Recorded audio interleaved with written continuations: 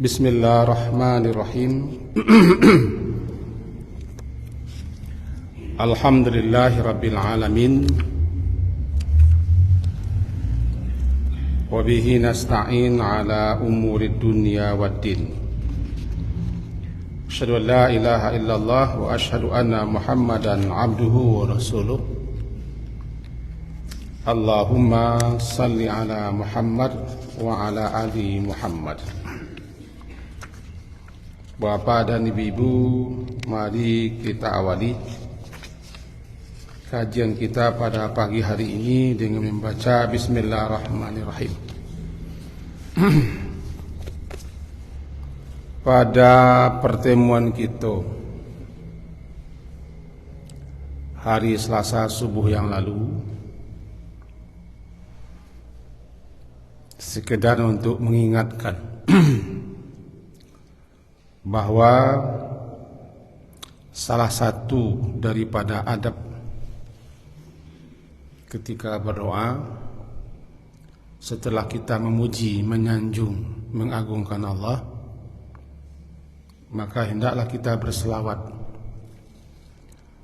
atas Nabi sallallahu alaihi wasallam. Salawat itu bisa dibaca di awal, bisa di tengah-tengah doa, dan boleh juga di akhir doa. Kesimpulan kedua, salawat itu adalah doa. Orang yang bersalawat berarti orang yang sedang berdoa kepada Allah untuk Nabi. Kalau Allah yang bersalawat berarti Allah menyanjung, memuji Nabi Muhammad di hadapan semua makhluk-makhluk. Jika malaikat yang bersalawat berarti malaikat mendoa kepada Allah agar Nabi dicurahkan rahmatnya. Kalau kita yang berdoa berarti kita berdoa kepada Allah untuk Nabi. Sementara kalau Allah yang bersalawat untuk kita atau atas kita, berarti Allah memberikan rahmat dan ampunan. Kira-kira begitu intinya. Sebaik-baik salawat adalah bacaan salawat yang diajarkan Nabi sallallahu alaihi wasallam. Jangan sampai kita menganggap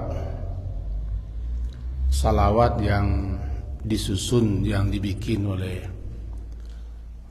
orang-orang selain Nabi lebih mulia, lebih bagus, lebih baik daripada salawat yang langsung diajarkan oleh Nabi sallallahu alaihi wasallam.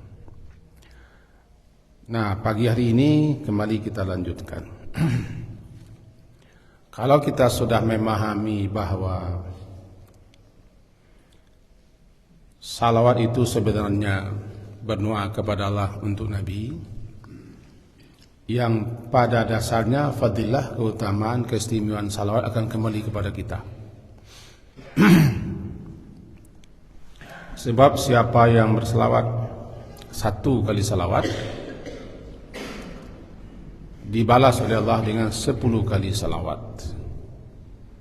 Kalau kita membaca Allahumma salli ala Muhammad wa ala ali Muhammad dan seterusnya, dengan bacaan itu Allah akan memberikan salawatnya kepada kita, yaitu rahmat dan ampunannya 10 kali. Itu makanya dikatakan orang yang sebakhil-bakhilnya adalah orang yang disebut namaku di dekatnya tapi dia tidak bersalawat untukku. Itu manusia sebakhil-bakhilnya, abkhalun nas. Nah, pagi hari ini di samping apa yang telah kita sebutkan yang lalu, yaitu man shalla alayya, siapa yang bersalawat kepadaku, kata Nabi, hina yusbihu ashra, ketika pagi hari 10 kali, wa hina yumsi, ketika sore petang hari 10 kali, adrakat syafa'ati yaumal qiyamah, orang ini akan memperoleh, akan mendapatkan syafaatku, bantuanku, petolongku nanti di hari kiamat. sebagaimana hadis yang diriwayatkan oleh Imam Tabrani, tercantum dalam kitab-kitab zikir. Itu salah satu di antara tempat yang telah kita sebutkan dalam kajian yang lalu. Salah satunya pagi hari dan petang hari kita disunnahkan untuk membaca 10 kali salawat. Paginya bisa setelah matahari terbit, termasuk ke dalam deretan zikir pagi, azkarus sabah, 10 kali minimal. Paling kurang kita baca sebagaimana tercantum dalam kitab Hisnul Muslim dan syarahnya, Allahumma salli wa sallim ala nabiyyina Muhammadin sallallahu alaihi wasallam, atau boleh juga Allahumma salli ala Muhammad wa ala ali Muhammad.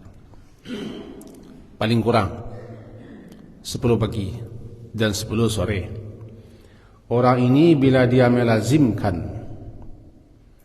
membaca itu, dia berhak memperoleh mendapatkan syafaat Nabi.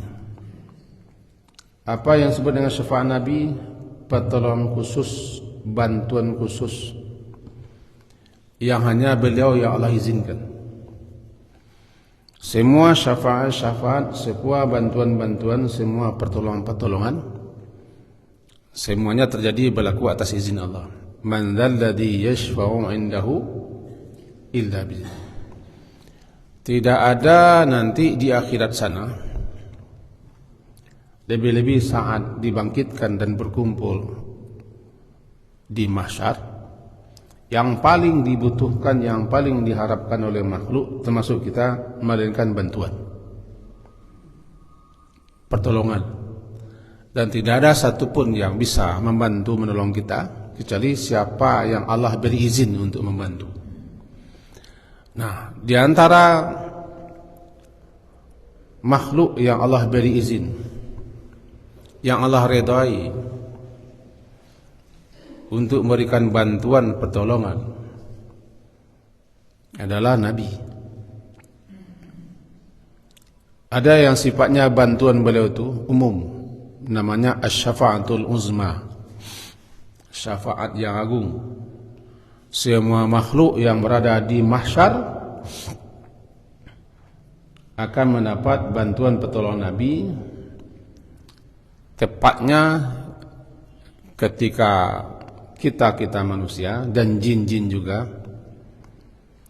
sudah sampai kepada puncak kesengsaraan, puncak penderitaan yang tidak tanggung-tanggung, makan tidak, minum tidak, panas luar biasa, bertelanjang bulat, tidak belas kaki dan tidak berkhitan, berkumpul sekian banyak di suatu tempat yang tempat itu datar, tidak ada gunung, tidak ada bukit, tidak lembah, tidak ada ngarai, tidak ada air, gersang tandus, namanya mahsyar.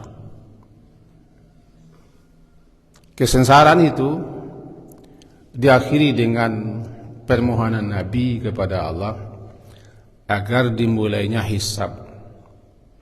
Allah perkenankan dan Allah kabulkan. Itu yang disebut dengan maqam mahmuda. Setiap selesai azan kan kita baca itu,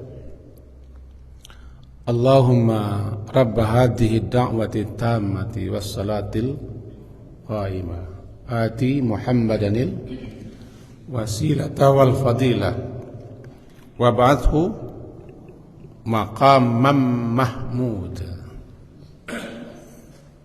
Maqamam mahmuda, maqam posisi tempat kedudukan yang mahmud, yang terpuji. Apa itu? Banyak ulama menyebutkan itu syafaat yang tidak diraih, tidak didapat, tidak diperoleh oleh satu makhluk pun. Jangankan makhluk biasa, nabi-nabi dan rasul pun tidak Allah anugerahi syafaat itu. Syafaat yang agung.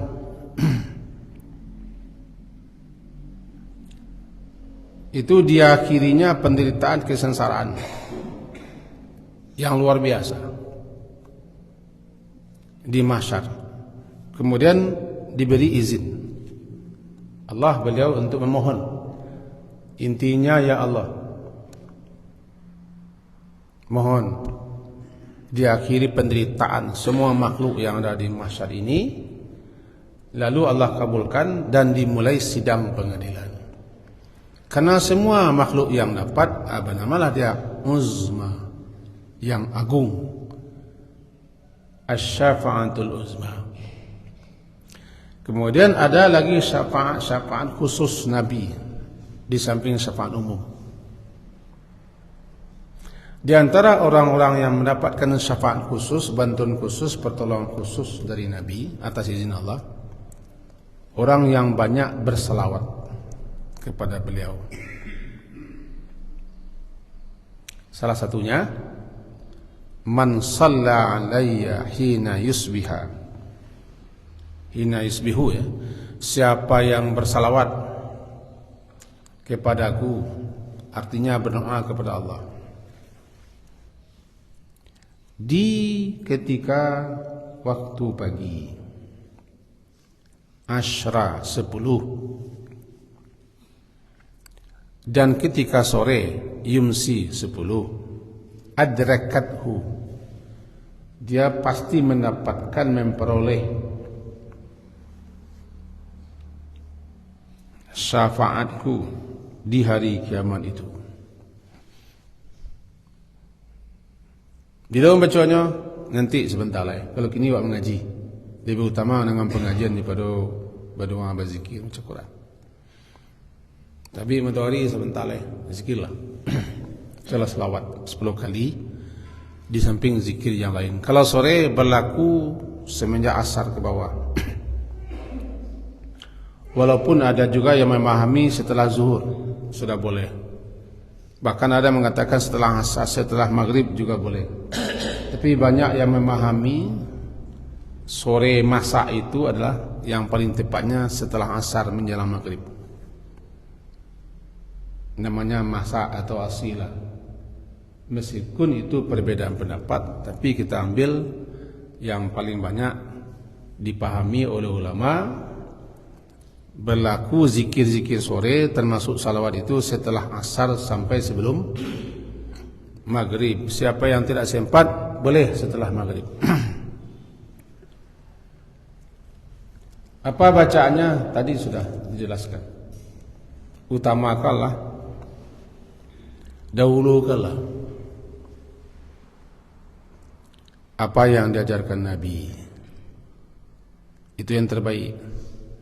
Bukan melarang, bukan tidak membolehkan. Cuman tidak ada yang sebaik-baik petunjuk, sebaik-baik bimbingan tuntunan, kecuali apa yang telah diajarkan, yang telah dibaca oleh Nabi. Ya, namanya khairul huda atau khairul hadi, sebaik-baik petunjuk, sebaik-baik pedoman bimbingan. Jadi apakah tidak boleh kita membaca salawat-salawat yang banyak seperti bacaan-bacaan yang diajarkan yang kita dengar di mana-mana? Tidak ada hak saya untuk melarang dan tidak ada pula hak saya untuk tidak membolehkan. Tapi selaku kita mengikuti tuntunan Nabi, tidak boleh kita katakan ada yang lebih baik daripada ajaran Nabi, tuntunan Nabi, bacaan, wirid, zikir, doa yang telah diajarkan Nabi, tidak ada yang lebih baik daripada itu. Makanya kita katakan tadi, utamakanlah, dahulukanlah apa yang telah diajarkan Nabi. Paling ringkas yang tadi, Allahumma salli ala Muhammad wa ala Ali Muhammad, paling ringkas 10 kali. Atau kalau kita pakai salam, Allahumma salli wa sallim ala nabiyyina Muhammad. Ada yang tidak pakai nabiyina, Allahumma salli wa sallim ala Muhammadin.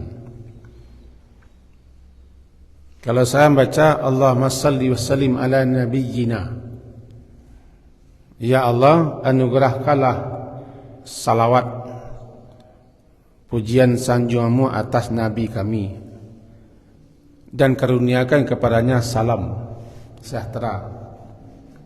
10 kali kita baca. Itu yang pertama. Yang kedua, yang juga kita disenangi untuk memperbanyak salawat di hari Jumat. Hari Jumat berlaku semenjak malam sampai siang Jumat, sampai sebelum maghrib, tanpa ditentukan berapanya. Disebutkan dalam sebuah hadis. Hadis itu diriwayatkan oleh Imam Baihaqi dalam kitab As-Sunanul Kubra. Disebutkan begini: Aktsiru alayya minas salati fi kulli yaumi jum'atin. Perbanyaklah olehmu atasku atau kepadaku untukku salawat pada setiap Jumat. Fa inna salata ummati, karena sesungguhnya salawat umatku, tu'aradu alayya, diperlihatkan kepadaku, fi kulli yaumi jum'atin, pada setiap hari Jumat. Faman kana aktsaruhum alayya salatan, siapa yang paling banyak dia bersalawat kepadaku, kana adalah dia akrabahum minni manzilatan, dia pula lah yang paling terdekat atau yang paling dekat kedudukannya denganku nanti di hari kiamat. Itu salah satu hadis di antara sekian hadis yang mensunnahkan dan menganjurkan kepada kita memperbanyak salawat di hari Jumat. Kapan bila berlakunya? Balik kanan tadi. Sudah mulai malam hari, terbenam matahari di hari Kamis. Itu dalam bahasa kajinya lah betukah hari itu. Orang awak mengecen patangnya Kamis, malamnya lah Jumat hari. Apa nama lahnya patang Kamis, malam Jumat. Hari sudah bertukar. Di kita hari itu berganti sesuai dengan orang barat, jam 00. Kecesya, ya kecek orang barat lah. Jadi kita bagi belat ke sinan, kalendernya kita pakai pun kalender orang sinan. Kau pernah mau kalender Masehi, nama sih Masehi. Nah, maka bertukar hari bagi mereka tengah malam. Kalau dalam ajaran agama, hari bertukar, hari berganti, matahari terbenam. Jika kalau terbenam matahari, lah masuk hari baru. Kenapa begitu? Memang begitu. Bumi aku kan kalam. Bumi aku kan planet gelap. Tarangnya kan dek kena sorot matahari. Jadi kalau tidak menyorot matahari, balik mulai baru boleh.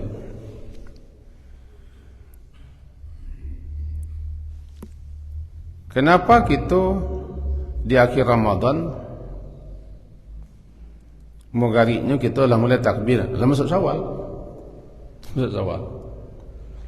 Bamangko orang lain di malam hari raya ndak ada zakat fitrah, deknya ndak mendapat Ramadan. Ramadan lah habis. Nah, untuk itu kata sebagian ulama sudah mulai kita dianjurkan, disukai memperbanyak membaca salawat itu ketika malam Jumat sampai berlaku waktu masanya bila saja ketika hari Jumat sore sebelum matahari tenggelam. Bara banyaknya salawat yang diajarkan kepada kita untuk membacanya di hari Jumat, tidak ada ketentuannya. Dan jadi aktiru.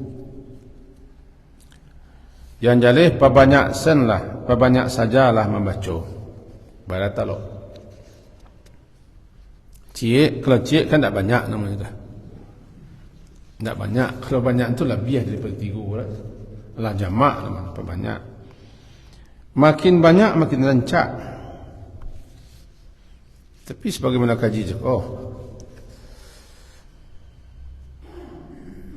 bahwa aktiru, perbanyak olehmu.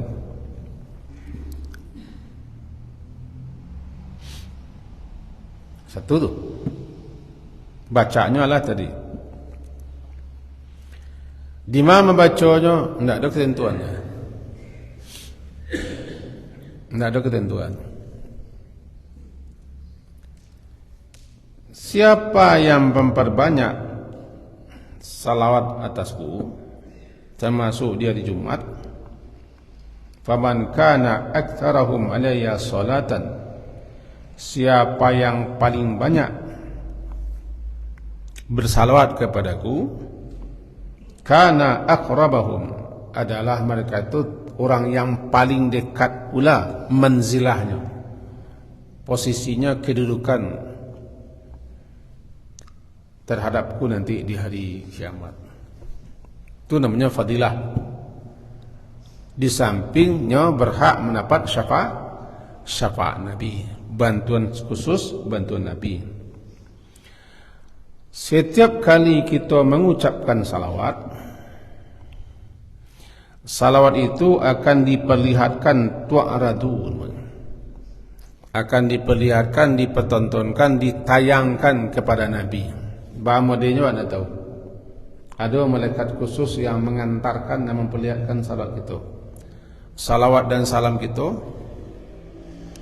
Contoh dalam salat lah, assalamu alayka ayuhan nabiyyu rahmatullahi wabarakatuh.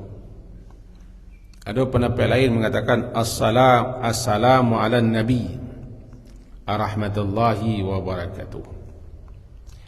Because setelah kita membaca syahadat, kita baca Allahumma salli ala Muhammad wa ala ali Muhammad sampai innaka hamidum majid. Lah ada malaikat khusus, malaikat spesial yang mengantarkan dan memamerkan, memampangkan ke hadapan Nabi salawat itu. Termasuk siana membacanya. Bacaranya wallahu alam. Itu nak tahu bacaranya. Untuk itu tidak perlu kita jauh-jauh mantan salawat kepada kamar saji Nabi ke kubur Nabi. Buat risiko. Tapi kalau kita lah di Madinah, dik kita lah di Madinah, di masjid Nabi itu ada kubur Nabi, ayo bantahan ke sini. Assalamualaikum ya Rasulullah. Ketika lewat di hadapan kubur Nabi, kan 3 kubur, ya baca Assalamualaikum ayuhan Nabi atau Assalamualaikum ya Rasulullah. Yang paling pendek bacaannya. Kalau wak siko disampaikan ke situ. Nah, tentu saja siapa yang paling banyak, tentu paling banyak dikenal Nabi. Itu logikanya. Paling banyak dikenal Nabi gitu. Untuk itu perbanyaklah salawat. Dulu pernah beberapa kali orang memesankan kepada umum pribadi, kok sampai di pusara Nabi, sampai salam ke Nabi di sabui mana nambu musinan. Ada bagi KTP. Sampaian kah? Kesampaian bahasa sianu mengirim salam untukmu ya Rasulullah, bacaannya assalamu alayka ayuhan nabi. Itu jadi kita sampai di muka pesawat Nabi itu baca ya Rasulullah, sianu menyampaikan salam. Bunyi salamnya adalah assalamu alayka ayuhan nabi, ayuhan apa? Assalamu alayka ayuhan nabi rahmatullah wabarakatuh. Tidak tahu bahawa apakah dijawab Nabi pun tidak. Dan jadi pakirim orang disampaikan, pasan orang ditunaikan. Sampai dan sampai itu tidak tahu. Ya, dek awak ke Makkah dia kan. Mau kirim cek salawat dan salam. Memang ada yang menganjurkan seperti itu. Cuman baru ketemu oleh dasar-dasarnya. Cuman dia itu pesan yang bersampai sih. Kalau awak disiko, baik dalam salat ataupun di luar salat, ada malaikat khusus, ada malaikat spesial. Bukankah jasadmu sudah habis Rasulullah? Bagaimana? Kecil beliau menjawab, jasad para nabi dan jasad aku, kira-kira begitu bunyinya, diharamkan oleh Allah untuk dimakan tanah. Berarti jasad Nabi SAW tidak dimakan tanah, utuh. Keyakinan itu yang dipegang pula oleh orang Yahudi, sehingga orang Yahudi pernah dulu berencana, dan rencana itulah mereka jalankan untuk menculik jenazah Nabi. Hampir-hampir capek ketahuan.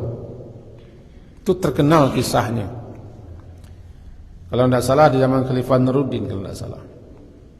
Mereka beberapa orang akan menculik jenazah Nabi, mereka bikin terowongan di tanah. Karena mereka punya keyakinan semua ya Pak, jasad Nabi, andaikan terjadilah demikian, tentu mereka museumkan jasad Nabi. Atau rencana lain kita tidak tahu. Allah tidak izinkan, sehingga gagal rencana mereka. Karena memang jasad Nabi tidak dimakan tanah, itu jawaban. Nah, balik kita ke Jepangka balik. Untuk itu bersalawatlah banyak banyak, lebih-lebih khusus di hari Jumat. Di samping berhak mendapat syafaat Nabi, juga orang yang dekat kedudukannya, posisinya dengan Nabi nanti di hari kiamat. Bacaannya boleh enam pendek, boleh enam panjang. Tentu janganlah kita pakai prinsip mengalih. Bacaannya pendek tapi surganya tinggi, enggak, jangan pakai itu. Di samping itu, dia lata baca hari Jumat. Di hari Jumat itu bukan hanya salawat, juga kita disukai membaca surat Kahfi. Kalau dia tak bawa seketik, tanggung kan. Kita disunnahkan membaca surat Al-Kahfi. Bisa malam, bisa siang, sebelum matahari tenggelam. Surat Al-Kahfi. Man qara'a surat Al-Kahfi fi yaumil jumu'ati. Siapa yang membaca surat Kahfi di hari Jumat, adha'a lahu minan nuri ma bainal jumu'ataini.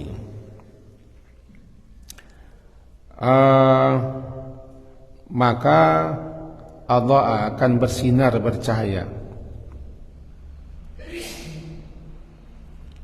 Allah akan memberikan cahaya dan sinar ma bainal jumu'ataini, di antara dua Jumat.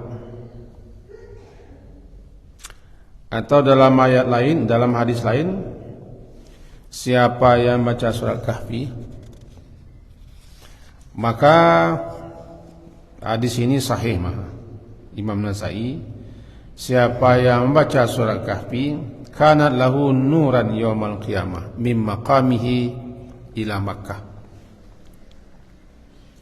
Siapa yang baca surah Kahfi, maka untuknya nur atau cahaya di hari kiamat, panjangnya cahaya Joko atau luasnya cahaya tadi, mim maqamihi ila Makkah, dari tempat di mana dia membaca atau tempat di mana dia tinggal sampai ke Makkah.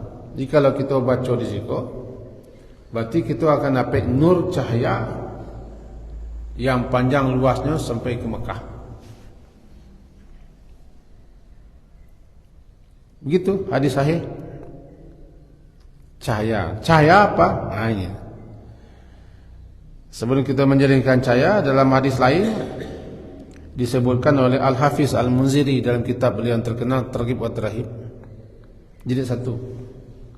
Kalau salah ada 5 jilid, jilid 1. Man qara'a surat al-kahfi fi yaumil jumu'ati sata'a lahu nurun min tahti qadamihi ila ananis sama' yudhi'u lahu yaumal qiyamah wa ghufira lahu ma bainal jumu'ataini. Siapa yang membaca surat Kahfi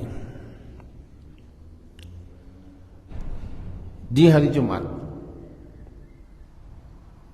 sata'a, memancar, bersinar, untuknya suatu cahaya dari bawah telapak kakinya, min tahti qadamihi, akan bersinar cahaya yang akan menerangnya sajak di bawah kakinya, ila ananis sama, sampai ke anan, sampai nanti ke langit. Anan tu nanti awan atau awan-awan langit. Yudhi'u lahu yaumal qiyamah, akan menerangnya nanti cahaya itu dari kiamat, sekaligus akan diampunkan dosanya antara 2 Jumat. Nah, mari kita pahami seketik aja sebelum selesai seketik lah. Cahaya apa? Di hari kiamat kelak kita akan diberi cahaya. Cahaya itulah yang membedakan seseorang dengan yang lain.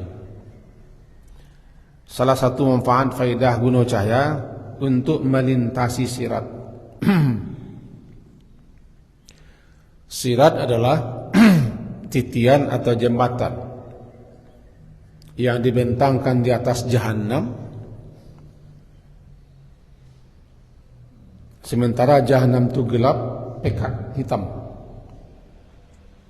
Untuk melintasinya perlu cahaya. Sebagaimana tercantum tafsirannya dalam tafsiran surah Al-Hadid. Ayat 2 balik, yauma taral mu'minina wal mu'minati yas'a nuruhum baina aydihim. Atau dalam surah Tahrim ayat 8. Kita setiap orang pasti melewati sirat, jembatan titian. Bagi siapa saja yang akan masuk surga harus lewat situ. Jo Nabi Muhammad. Untuk melewati sirat itu harus ada cahaya. Cahaya yang Allah anugerahkan kepada hamba-hambanya. Di antara yang akan mendapat cahaya dan diberi cahaya adalah orang yang membaca surat Kahfi. Kau di antara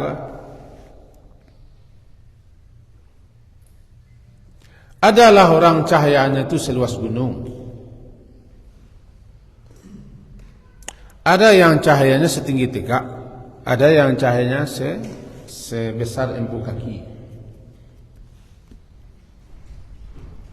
Cahaya itu akan menerangi setiap siapa yang melewati sirat, jembatan. Kalau tidak ada cahaya, tidak bisa lewat. Itu orang munafik, cahayanya padam. Ketika mencari cahaya orang munafik padam, orang-orang beriman berkata, Rabbana atmim lana nurana. Ya Allah, atmim, tetaplah hendaknya cahaya aku ada di kami ya sampai padam. Untuk memperbanyak cahaya, untuk memperluas cahaya, supaya lebih terang cahaya itu, salah satu caranya, bacalah surat Kahfi di hari Jumat.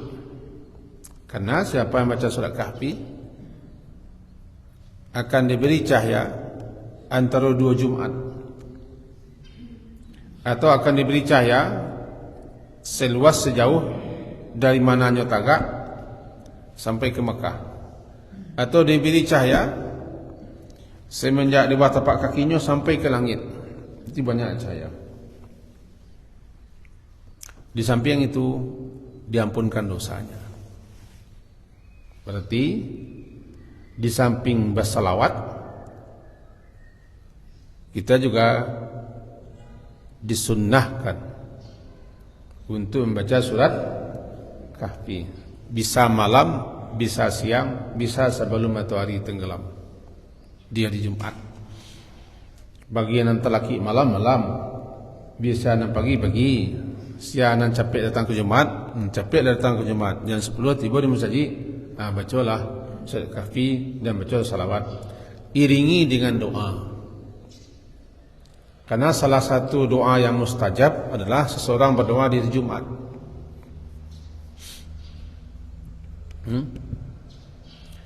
Salah satu waktu yang mustajab untuk berdoa di hari Jumat.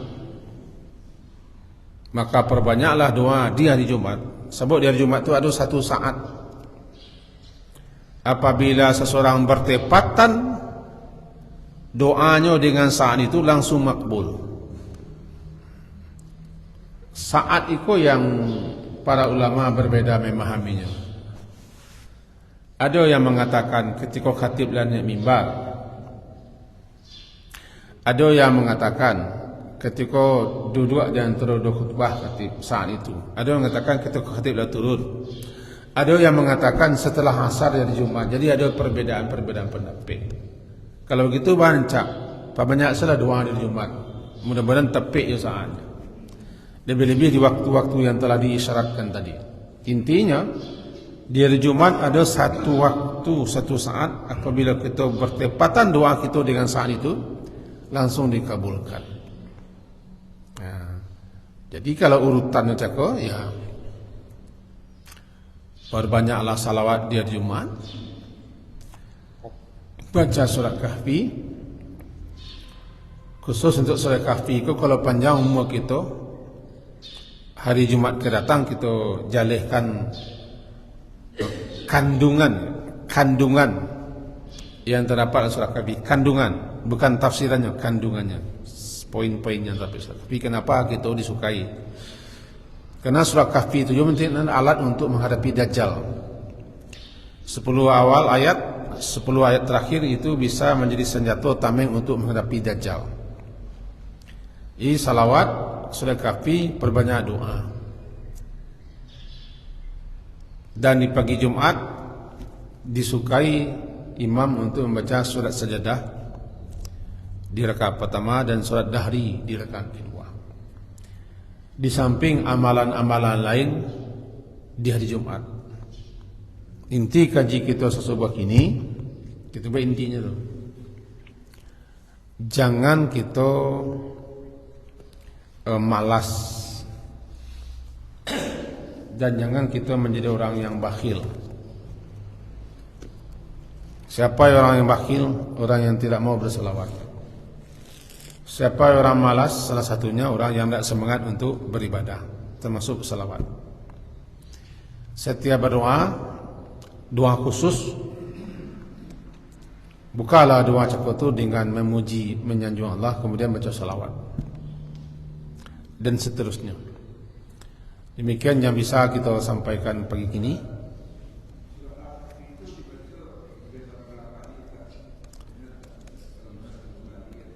Tidak dijelaskan berapa kalinya. Sekali men tamat alhamdulillah.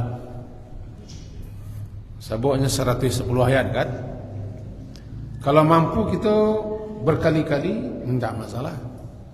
Nampaknya membaca surah Kahfi yang penting. Kok barakalinya, kali-kali melah. Barakallahu. Tapi tamai. Tamai. Waktunya lah. Khusus mengenai surah Kahfi, kita bikinkan dulu poin-poin yang terdapat surah Kahfi. Ada apa di surah Kahfi? Nanti Jumat Selasa datang ke panjang umur, ada waktu diizinkan Allah kita bertemu. Kita jadikan kandungan surah Kahfi.